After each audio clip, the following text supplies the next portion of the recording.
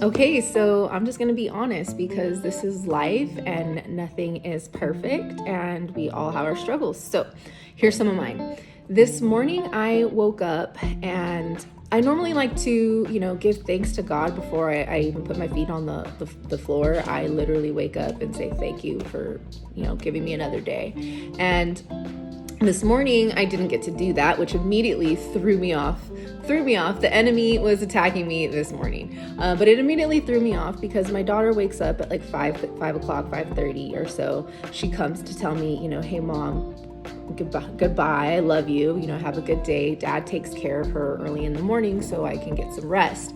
And she came to tell me good morning, and I looked at her and I recognized that honestly speaking, she was wearing the same shirt that she went to bed in, and I thought, hey, that's not a new shirt. And she goes, oh yeah, I know, it's fine. And I immediately thought in my head, oh my goodness, I need to get out of bed. I'm a failure as a mother. I haven't taught my daughter proper hygiene. I have to teach her this, and she hasn't done these things. Now I need to figure out what are all the other things that I failed at. Someone has, is she eating a good breakfast? I just had this chain reaction of just negative thoughts of like, I failed at this, I failed at that. I need to wake up now and I need to take control of the situation. And it kind of just continued on. My son woke up and it was, mom. And, he's in this joyous mood, has no idea how frustrated mom is. And then also like last night, I had spent 4 hours cooking a tonic, a lemon and orange and thyme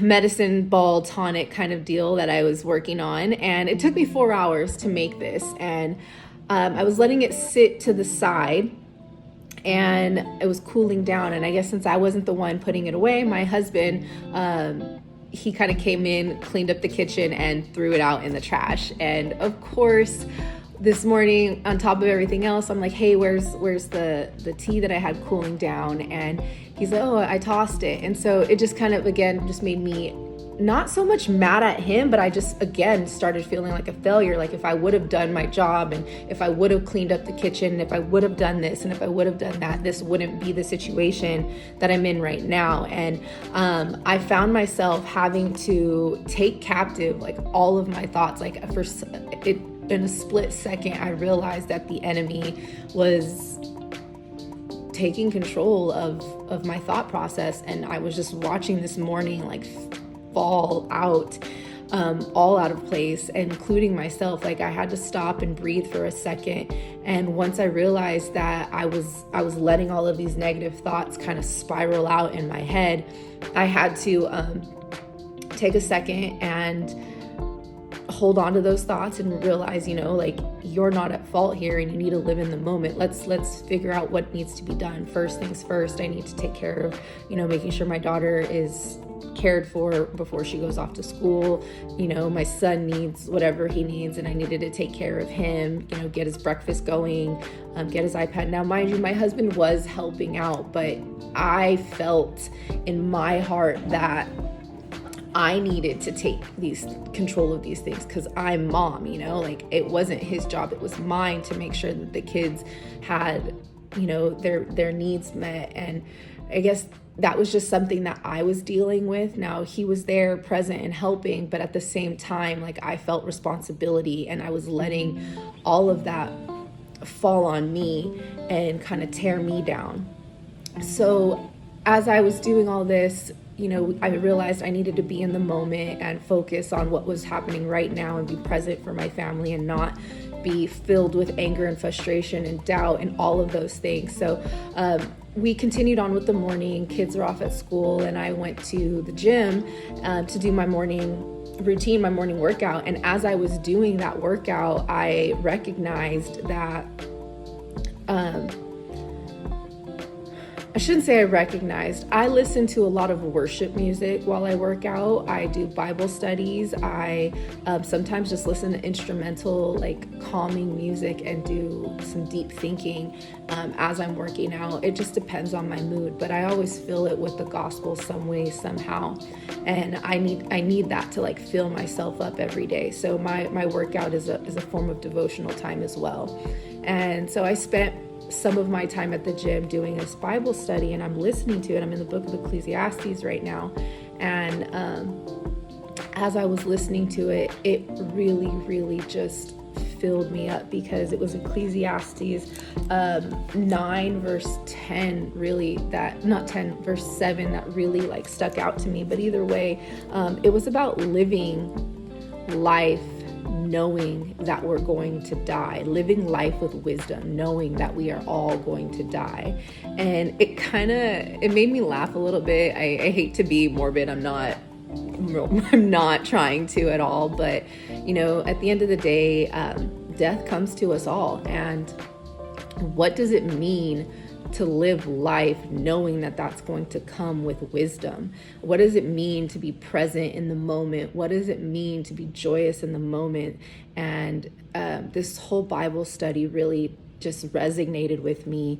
I took quite a few notes, and I'm excited to do a podcast on it now. But truthfully speaking, it's something that we don't think about. I mean, it was really hard for us this weekend. This past Sunday, my husband, one of his really good friends, and he's actually like a family friend, and he's in his 30s. I think he was about 33, 34.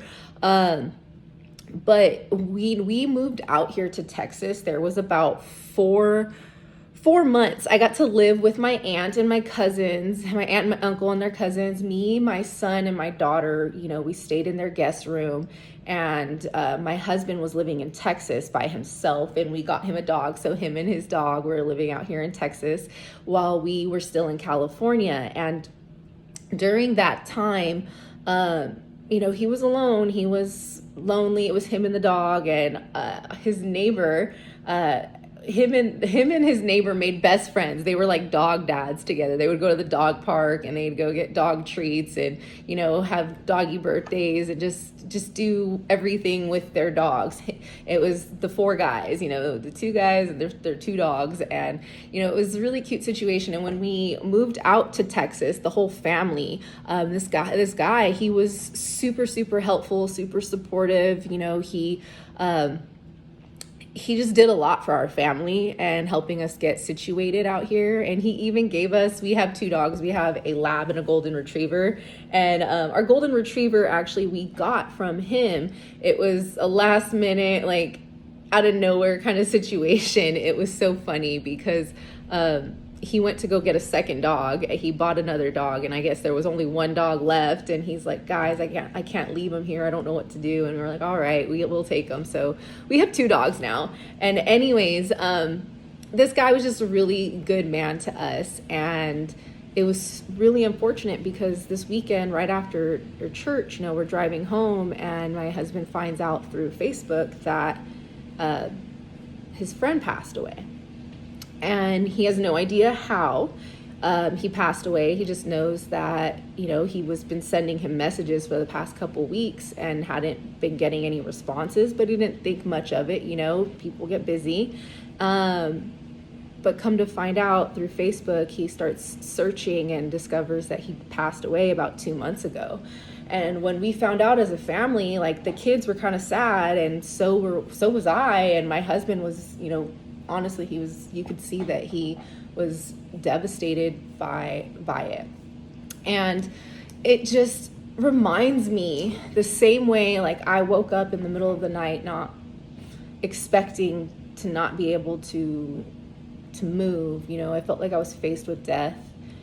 You just never know. A lot of people think that they're young and it's never going to happen to me and all is well, but or I'm gonna live until I'm in my 70s, 80s, or I don't know. Some people don't think that far out, but some people just don't even think about it at all. But really, the truth is it's something to be thought about. And I can't get over how many people I see and meet that, and myself included in that, like, we don't recognize that tomorrow is not promised to us. And if we were told we were going to die in a week, like, what would you prioritize in your life? Like, if you were told you had 1 week to live, what would you fill your life with? What are your priorities in that? It kind of puts things in perspective for you. And this morning, I had to realize, if today was my last day, I want my every single moment of my life to be lived with joy and peace and happiness and comfort and wisdom. I want to prioritize things in the right way. So it's just, food for thought. I'm just sharing my morning with you guys, but it's something that happened today, and I'm really excited to dive a little bit deeper into that. I'll do a podcast episode on it.